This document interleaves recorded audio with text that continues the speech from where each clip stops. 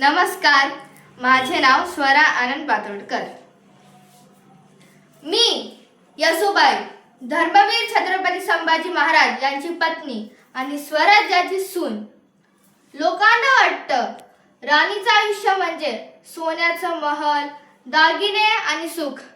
पण माझ्या आयुष्यात सोन्याच्या दागिन्यांपेक्षा दुःखाचे काटेच जास्त होते. मी माझ्या डोळ्यांसमोर स्वराज्यावर आलेली संकट पाहिली, मुघलांचे आक्रमण पाहिले आणि माझ्या स्वामींचा संघर्षही पाहिला. माझे स्वामी धर्मवीर छत्रपती संभाजी महाराज हे स्वराज्यासाठी दिवस रात्र लढत होते.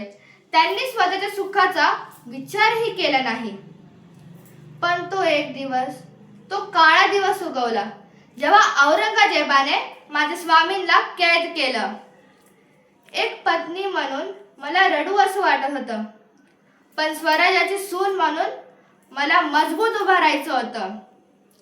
माझ्या स्वामींवर खूप आक्रमण झाले, पण त्यांनी स्वराज्याशी गद्दारी केली नाही, धर्म सोडला नाही.